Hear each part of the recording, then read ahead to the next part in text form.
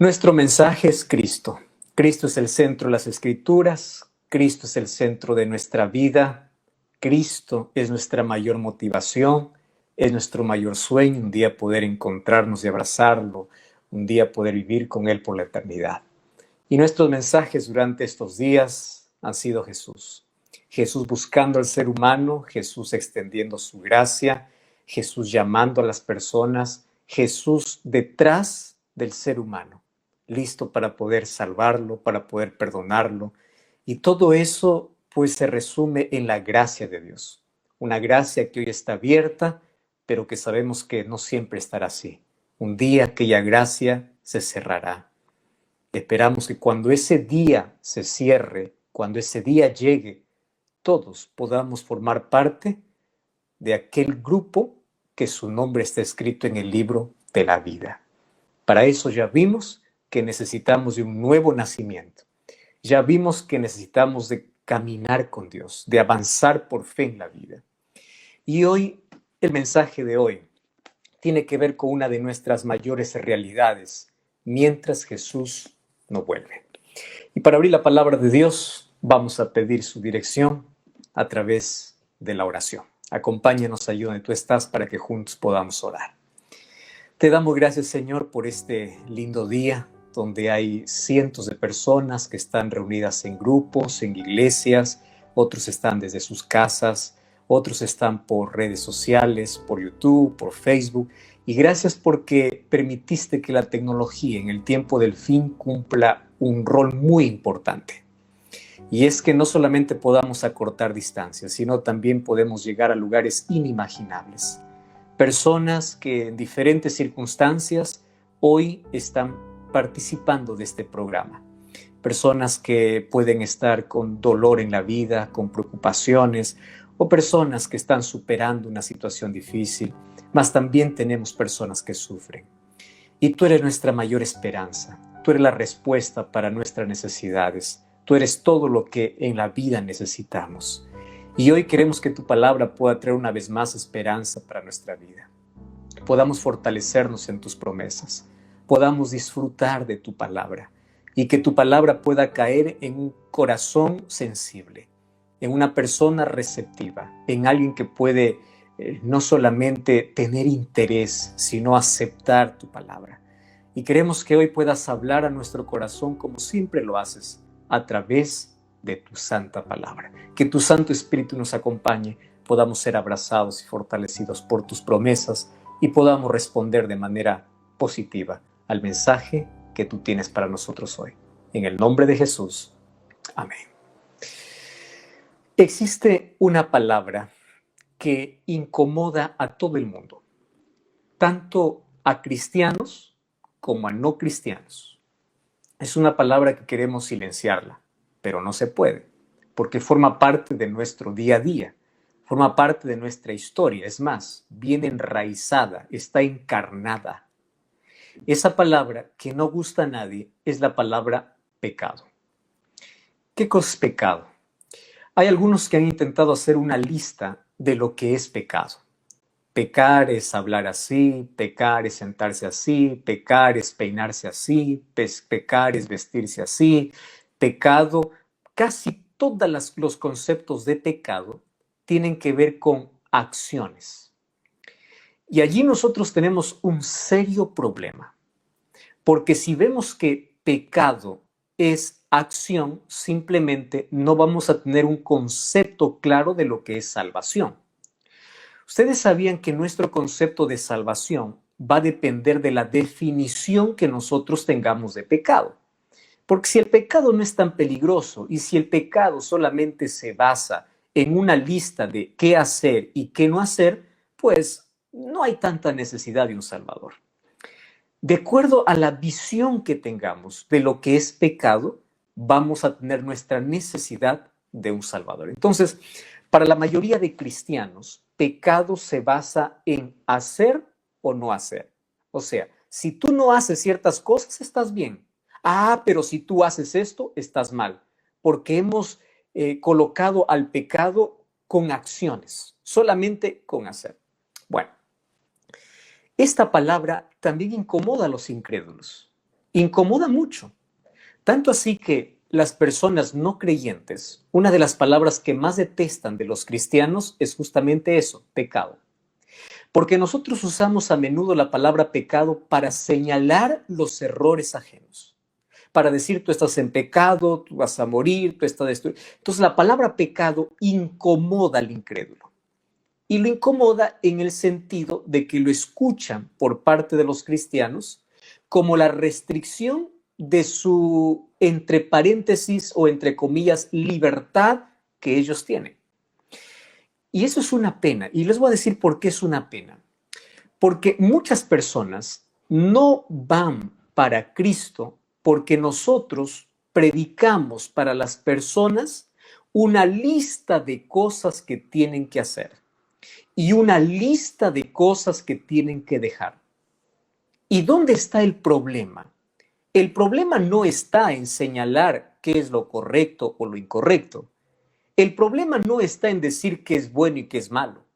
El problema es que el énfasis de nuestro mensaje no es qué hacer y qué no hacer. Nuestro énfasis de mensaje es Cristo. Y lo que tenemos que hacer es decir a las personas que la solución para el problema no está en lo que haga o en lo que no haga. La solución para su problema está en que Cristo tiene que hacer algo en nosotros para cambiar. Yo conocí hace algún tiempo una persona muy sincera, con una mente muy posmoderna como la nuestra, la de nuestra sociedad hoy, que decía, pastor, a mí me da miedo visitar una iglesia. Y claro, él no iba a ninguna iglesia participaba. Porque decía, yo entro a una iglesia y ya me siento condenado. Todos me miran y es verdad que soy pecador. Pero a la verdad es tan incómodo escuchar de que todo lo que hago está mal. Y en lugar de decirme cuál es la solución, solamente me dicen cuál es mi problema. Yo ya sé cuál es mi problema. Lo que yo quiero es solución. Entonces, el peligro de la mente posmoderna es levantar su voz en contra de la religión. ¿Y cuál es el peligro allí? Mira, Satanás es muy astuto. Por un lado, es una mala comprensión de pecado por un grupo de personas, y por otro lado, levantan su voz aquellas personas que están hartadas de ese mensaje y dicen, nada es pecado. Puedes hacer lo que quieres, puedes vivir lo que quieres, cada uno tiene su propia verdad, no existe una verdad absoluta, todo es relativo, lo que para ti es pecado, para ti no es, así que tú eres libre, es la mente posmoderna. Entonces, ¿cómo poder alcanzar aquella mentalidad de personas que al pecado no llaman pecado o odian esa palabra, pero darle la solución porque hay un problema que sí tenemos y es que el pecado nos lleva a la muerte? Y allí nosotros encontramos un tremendo conflicto. ¿Qué cosa es lo que nosotros tenemos que hacer? Bueno, para ello nosotros tenemos que partir de nuestra realidad. ¿Y cuál es nuestra realidad? La realidad es que el pecado no tiene que ver solo con acciones. El pecado tiene que ver con mi naturaleza. Y allí cambia mi concepto de salvación.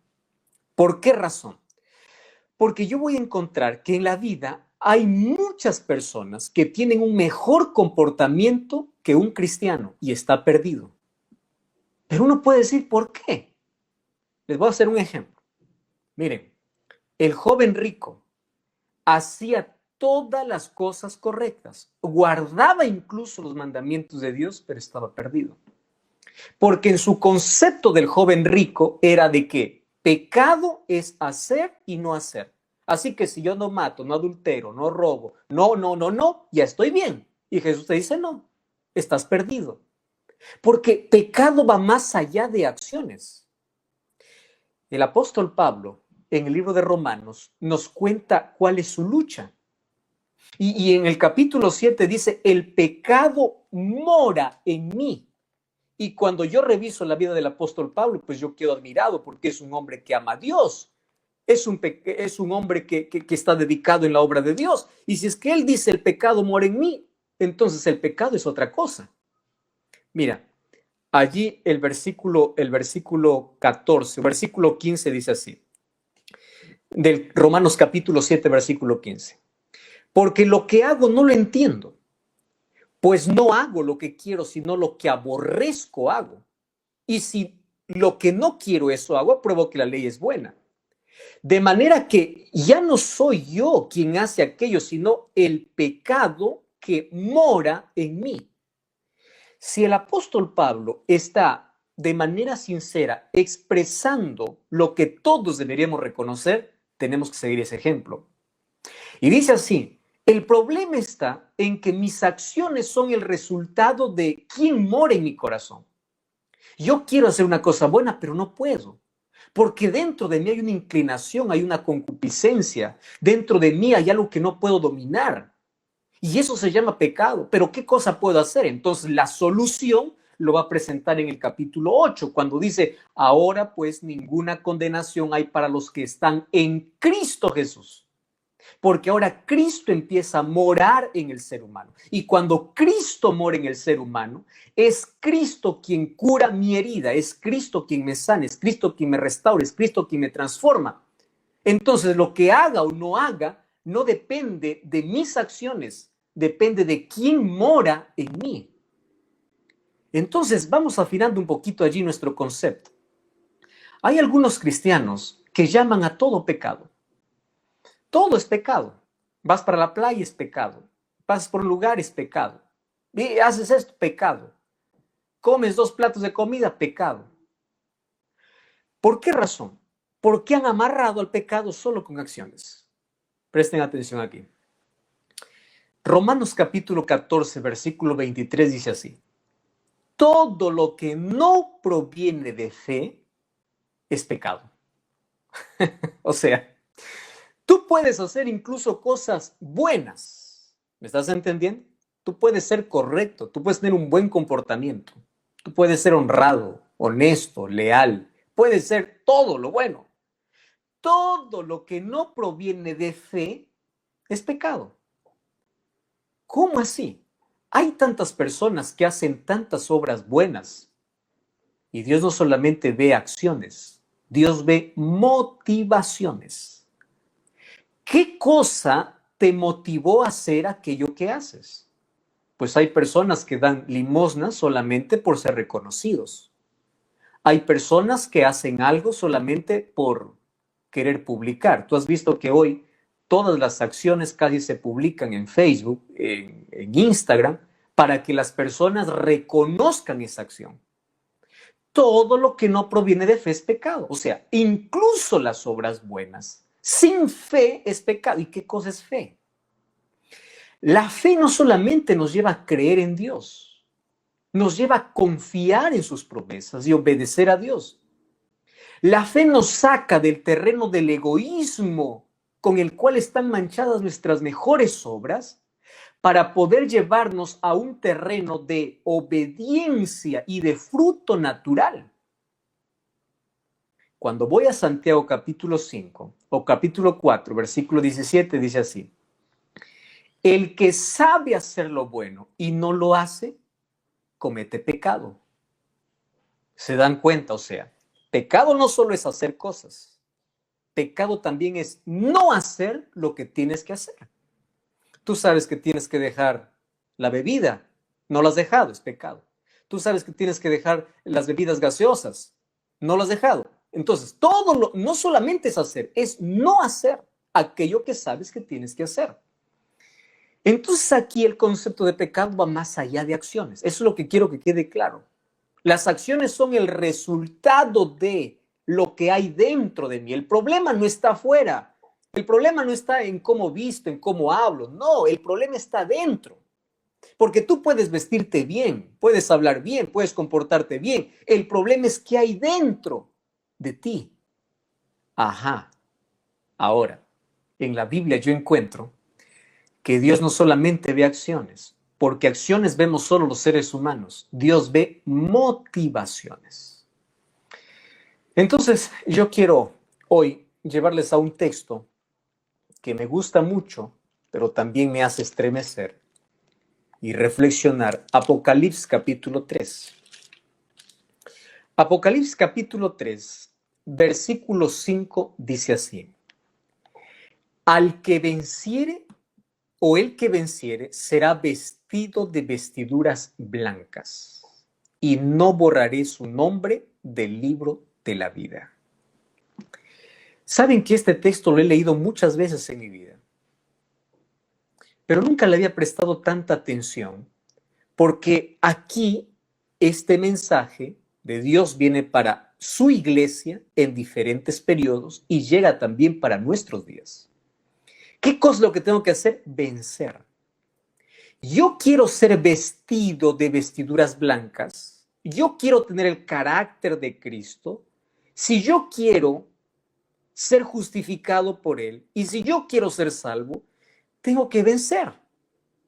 La pregunta es, ¿qué tengo que vencer? Dice, el que venciere será vestido, y no borraré su nombre del libro de la vida. Y Jesús dice que solamente entrará al cielo aquellos que tienen su nombre escrito en el libro de la vida.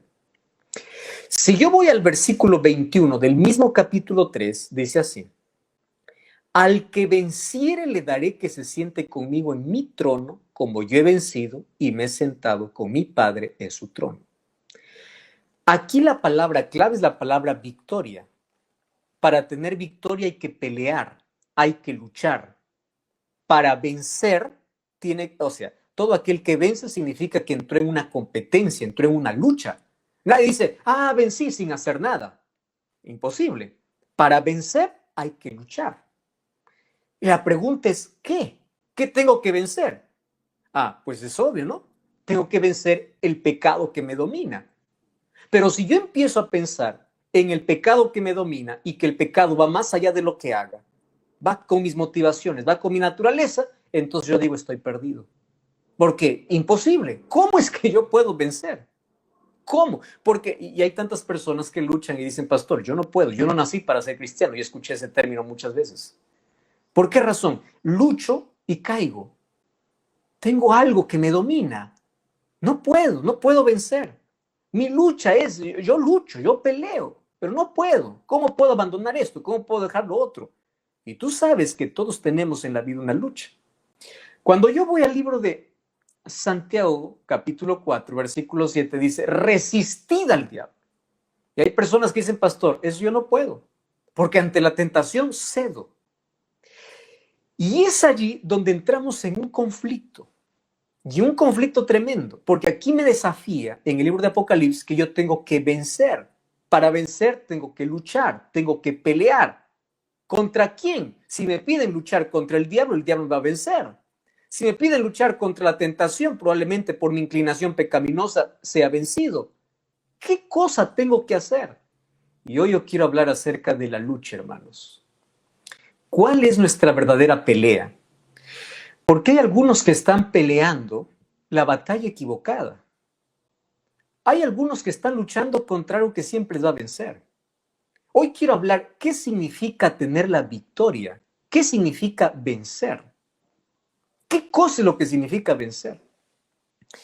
Para comenzar, yo tengo que definir qué es pecado. Y hay tantos conceptos de pecado. En la Biblia por lo menos hay unos 10 conceptos diferentes de pecado. Pecado es transgresión contra la ley de Dios. Pecado es rebeldía abierta. Pecado es una adoración falsa. Pecado es cerrar al blanco. O sea, hay diversos conceptos. Pero todo eso se puede juntar y definir en una sola palabra. Si nosotros entendemos el concepto de lo que es pecado en una sola palabra, vamos a encontrar rapidísimo la solución. ¿Qué cosa es pecado? Una sola palabra. Olvídate de qué hacer y qué no hacer. Una sola palabra. Pecado es independencia de Dios. Esa es la palabra, independencia. Escúchame aquí. Tú puedes ser una persona admirada, aplaudida, con buenas obras, puedes tener un cargo, puedes, lo que tú quieras. Pero si tú no dependes de Dios, estás perdido. Dependencia es la cura para nuestro problema. Y ahora te voy a hablar de qué se trata nuestra lucha. Nuestra lucha no es contra el pecado. Nuestra lucha es cuánto dependemos de Dios. Porque fíjate una cosa, para que una persona cometa las obras de pecado, que son los frutos del pecado, deshonradez, deshonestidad, deslealtad, avaricia, codicia, robo, todos los que llamamos pecado. Para que una persona cometa eso, primero tiene que independizarse de Dios, tiene que alejarse de Dios. Porque una persona que depende de Dios no puede cometer eso. O sea, si el diablo quiere destruirte, una cosa va a ser, una cosa, ¿qué cosa es? Alejarte de Dios. Porque mientras estés aferrado a Dios, no puede. Podrá rugir, podrá tener hambre de destruirte, podrá hacer lo que quiera, pero no puede. Mientras te aferres a Dios, mientras dependas de Dios, mientras te entregues a Dios, mientras todos los días y cada minuto de tu vida dependas de Dios, Satanás no puede hacer nada. Por eso, él manda a sus demonios para hacer una cosa: aléjalo de Dios.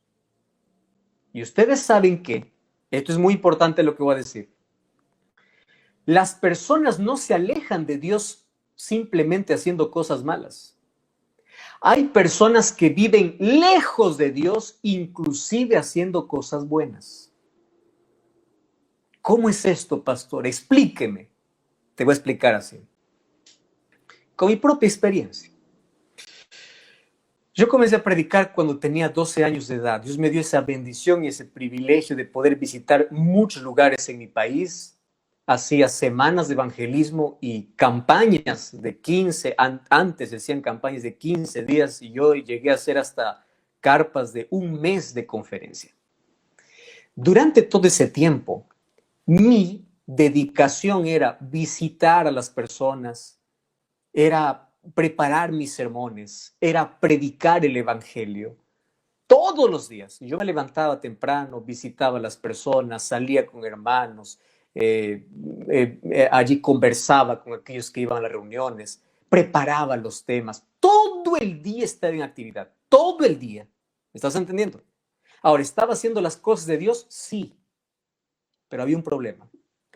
Tanto era mi preocupación por hacer que olvidaba muchas veces de tener mi comunión personal con Dios. Oraba ese momento que debía tener para orar, yo solo en la presencia de Dios. No, porque hay muchos que llaman oración al saludo, ¿no? Algunos van a Dios: Señor, gracias por esta noche, en nombre de Jesús, amén. Eso no es oración. Señor, gracias por este día, acompáñame esta noche, en nombre de Jesús, amén. Eso no es oración. Hay muchos que no oran, hay muchos que repiten frases. Dependencia, no estoy hablando de esas cosas. Dependencia es pasar ese tiempo con Dios. Muchos somos como Marta, que queremos servir a Dios, y pocos son como María, que se sientan a los pies de Jesús para escuchar a Jesús. ¿Por qué te estoy contando esta experiencia? Porque yo pude haber hecho tantas cosas para Dios, pero un día me di cuenta que no estaba pasando mucho tiempo con Dios. Y hay una enorme diferencia entre hacer cosas para Dios y pasar tiempo con Dios. Yo puedo estar perdido, incluso haciendo cosas buenas. Porque lo que hace Satanás es llenarme mi vida de actividades para independizarme de Dios. Cuando yo me alejo de Dios, soy presa fácil. Puedo caer, puedo resbalar. Satanás tiene una sola cosa en mente: llénalo de actividades, aunque sea de cosas buenas, pero con tal que no tenga tiempo para orar, que no tenga tiempo para leer la Biblia, que no tenga tiempo. Ya, no importa que haga lo que haga, pero si no tiene tiempo para estar con Dios, ya está desligado, está independiente, está separado. ¿Cuántas veces hemos salido al trabajo sin tener esa comunión con Dios? Vivimos siendo cristianos, pero separados de Dios. ¿Entienden qué tragedia es esa? Creemos en un Dios que no escuchamos.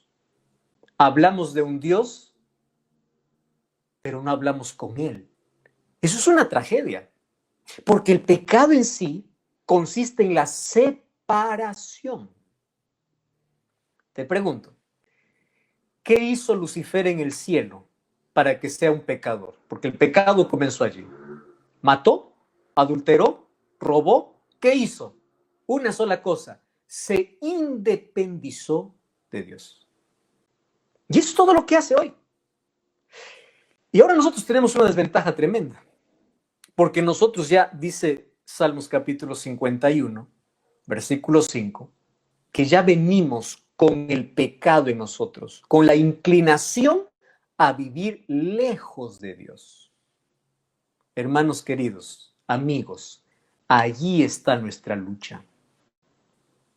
Nuestra lucha tiene un nombre y tú tienes que vencer, no tienes que pelear contra el enemigo, tú no tienes que pelear contra el diablo, tú no tienes que pelear contra el pecado, tú tienes que luchar contra la independencia de Dios. Tú tienes que luchar para aferrarte a Dios.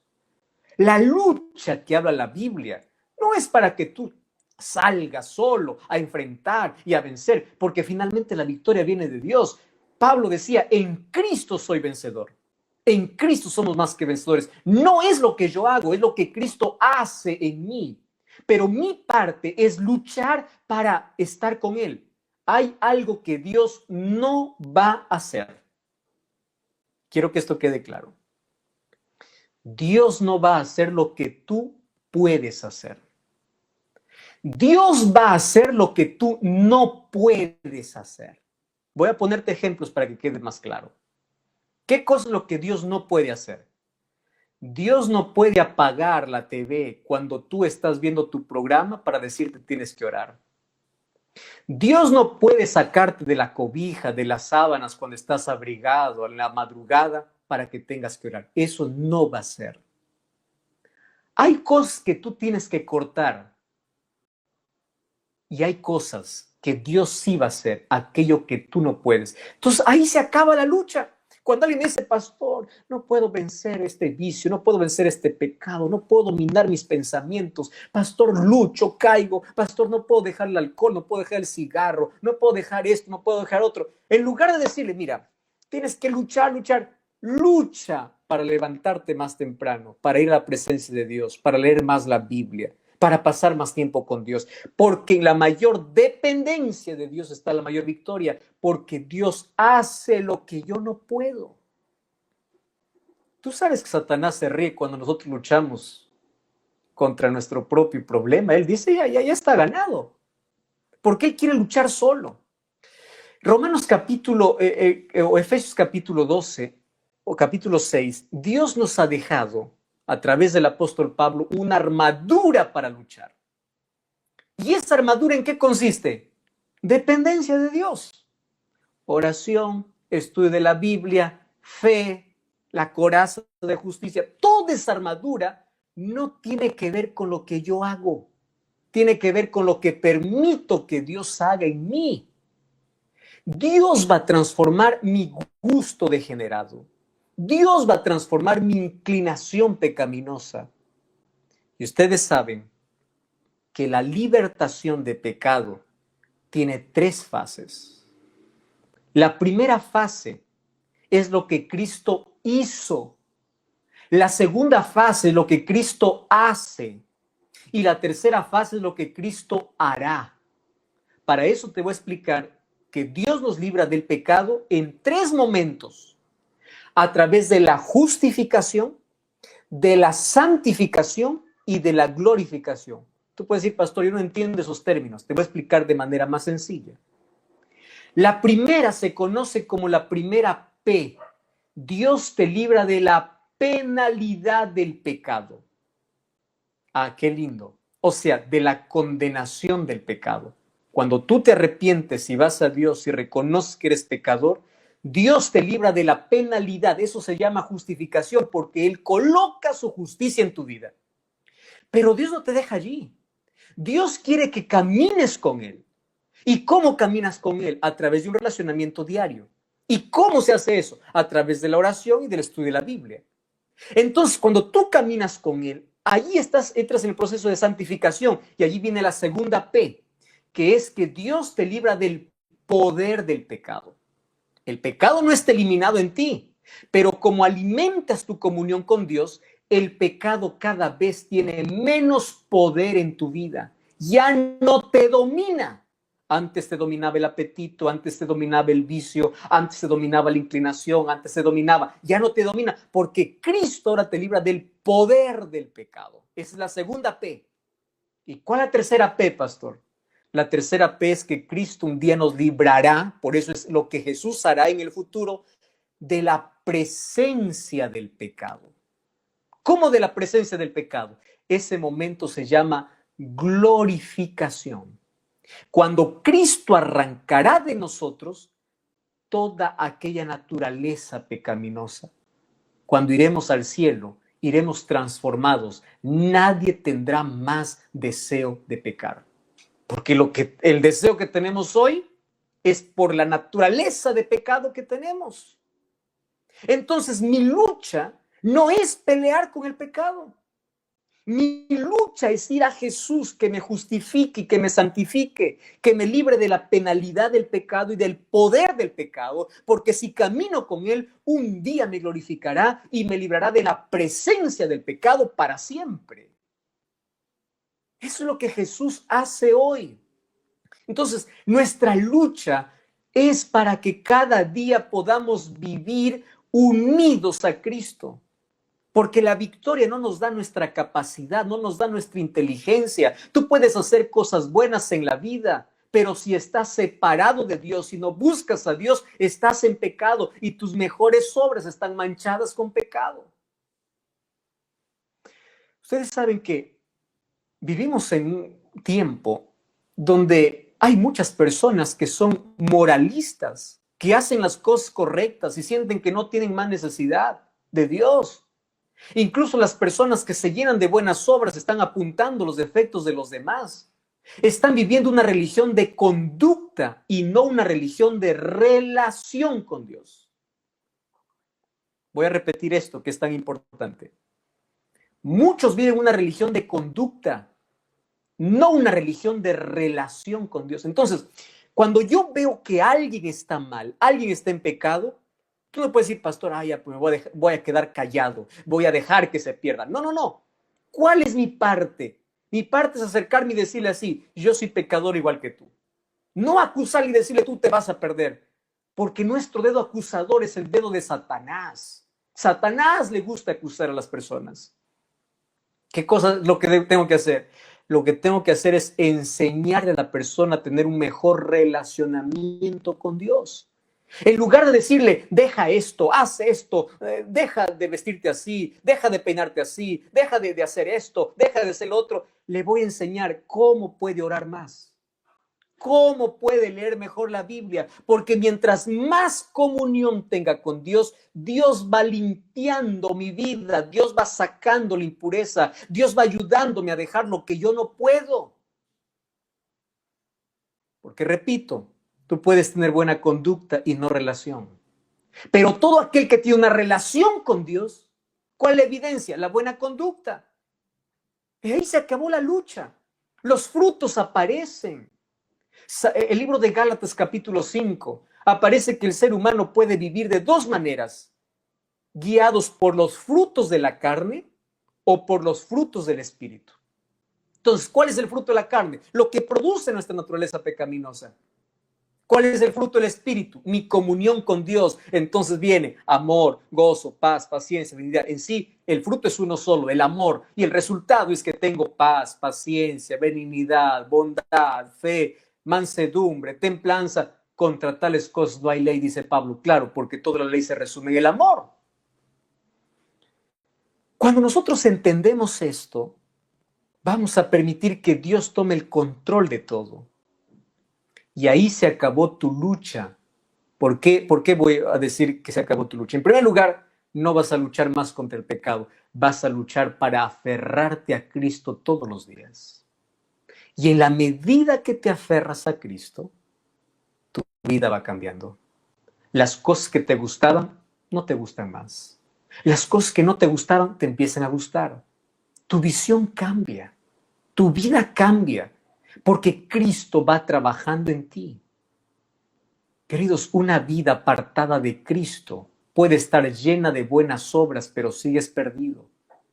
Y ahí también acabó la lucha de aquel que dice, pastor, yo no quiero bautizarme porque ya vi que mi primo, mi cuñado, mi tío se bautizó y cayó y se ensució y hoy no quiere más y yo tengo miedo a fallar. ¿Por qué muchas personas tienen en su cabeza de que el momento que uno se bautiza a Jesús, pues tiene que vivir siempre en perfección y en santidad? Y claro que el llamado de Dios es que vivamos en santidad, pero esa santidad es el resultado de la comunión directa. Cuando una persona me dice, pastor, yo tengo miedo de entregarme a Jesús porque tengo miedo a fallar, yo le digo así, fallar depende de ti. La experiencia de otros no puede ser tu experiencia. Ahora, si tú quieres fallar, es fácil hacerlo. Aléjate de Dios y no importa si estés yendo a la iglesia. Con tal que no tengas relación con Dios, ya estás lejos de Dios. La apostasía no comienza cuando una persona sale de la iglesia. La apostasía comienza cuando una persona deja de orar, deja de leer la Biblia, deja de tener un relacionamiento con Dios. Y allí aparecen todos los frutos de pecado. ¿Saben cuál es nuestro problema? Nuestro problema es que luchamos con los frutos cuando la raíz sigue viva. Tú no puedes prohibir a una planta de naranja que no produzca naranja. Tú no puedes decir que una naranja produzca uvas porque es imposible. Pero si tú puedes cambiar de planta, pues vas a esperar los frutos esperados. Tú no puedes esperar que el ser humano deje de cometer actos pecaminosos porque es pecador. Su raíz es el pecado. Pero si Jesús transforma nuestra raíz, si Jesús transforma nuestra naturaleza, los frutos aparecen de manera natural. Entonces allí podemos ser vencedores. Queridos, yo quiero leer con ustedes este texto que es claro, Santiago capítulo 4, versículo 7, dice así: someteos a Dios, resistid al diablo y él huirá de vosotros. Versículo 8, acercaos a Dios y él se acercará a vosotros. Pecadores, limpiad las manos, vosotros de doble ánimo, purificad vuestros corazones. Versículo 10, humillaos delante de Dios. ¿Cuál es la palabra que más se repite aquí para tener victoria sobre las artimañas de Satanás y sobre el pecado? 3 palabras. Número 1, someteos. Número 2, acercaos. Número 3, humillaos delante de Dios. ¿Cuál es el secreto de nuestra victoria? 3 verbos, 3 acciones. Primera acción, sométete a Dios. La victoria no viene porque tú sabes luchar, porque tú eres inteligente, porque tienes un cargo. No, la victoria viene cuanto más te sometas a Dios.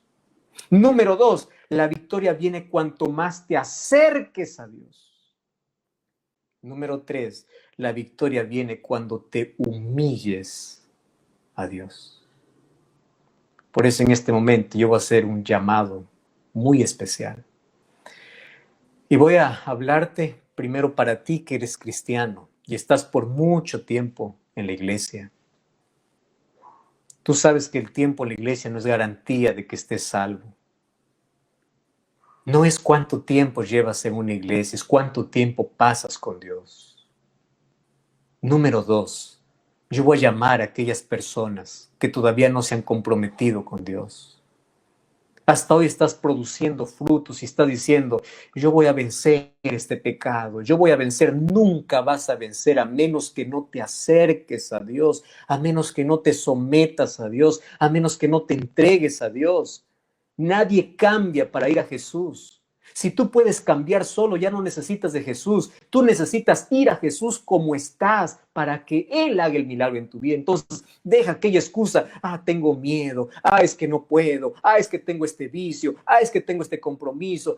Es que no puedo dejar esto. Deja de pensar así, porque tu victoria no se trata de lo que dejes o no dejes. Tu victoria se trata de si te sometes a Dios, si te humillas a Dios, si te acercas a Dios. Cuando Jesús venga, habrán 2 grupos de personas.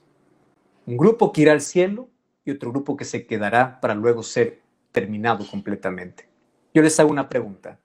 ¿Los que se van al cielo son pecadores, sí o no? Sí. ¿Y los que se quedan son pecadores, sí o no? Sí. Entonces, ¿por qué un grupo de pecadores se va y otro grupo de pecadores se queda?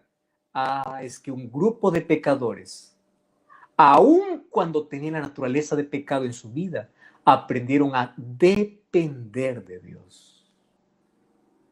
Mientras que otro grupo siempre colocó excusas para no acercarse a Dios. ¿Cuál es tu excusa que estás presentando? Por eso, en el nombre de Dios, deja tu excusa hoy y dile al Señor: Señor, yo quiero vencer en ti. Porque la mayor victoria es cuando dependes de Dios, cuando te rindes a Dios, cuando te entregas a Dios. Ríndete hoy. ¿Estás en una red social? Escribe aquí: yo me rindo a Cristo. ¿Estás allí en YouTube? ¿Estás en Facebook? ¿Estás allí en una iglesia? ¿Estás en un grupo? Levanta la mano y di: yo quiero aceptar a Jesús. Si recién estás conociendo de Jesús, allí coloca: quiero estudiar la Biblia. Pero si ya estás estudiando la Biblia, coloca: quiero ser bautizado. ¿Por qué razón? Porque aquel que se humilla, aquel que se rinde, aquel que se entrega, aquel que camina con Dios tiene la mayor victoria. Finalmente seremos salvos por la gracia de Dios, no por nuestra capacidad, sino por aquel que se rindió. Uno de los textos más preocupantes de Apocalipsis dice que los que se perderán, los que encabezan la lista son los cobardes. Y cobarde es aquel que no luchó. Pero no es que no luchó contra el pecado, aquel que no luchó para estar junto a Jesús. ¿Qué cosa te impide hoy acercarte a Jesús? ¿Qué cosa te impide? ¿Trabajo? ¿Familia? ¿Un preconcepto? ¿Duda? ¿Incredulidad? Lucha contra eso y en el nombre de Dios acércate a Dios, porque la victoria Él te va a dar, Él te va a ayudar a vencer. Es Cristo, no eres tú. Por eso hoy yo quiero que tú tomes la decisión. Yo acepto, yo quiero. Escribe aquí, porque hoy la mayor victoria ha llegado a tu vida. Y la mayor victoria es rendirse a Jesús, someterse a Jesús, humillarse a Jesús. Aquel que depende de Dios ha vencido y está preparado para ir al cielo. Todos los días Dios te llama. Todos los días Dios quiere tener un encuentro contigo. Cada mañana se renueva su misericordia. Cada día el amor de Jesús se extiende. Así que sirve los brazos de Jesús abiertos cuando tu corazón está cerrado. ¿A dónde más vas a ir en esta vida? Todos luchamos, todos sufrimos. Hay tantas preguntas sin respuestas. Mas hoy puedes acercarte a Jesús. Hoy puedes rendirte a Jesús. Y a partir de hoy puedes, en tu vida, experimentar la mayor victoria.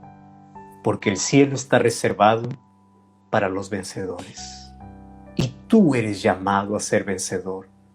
No por tus fuerzas, sino por la gracia y el poder de Jesús.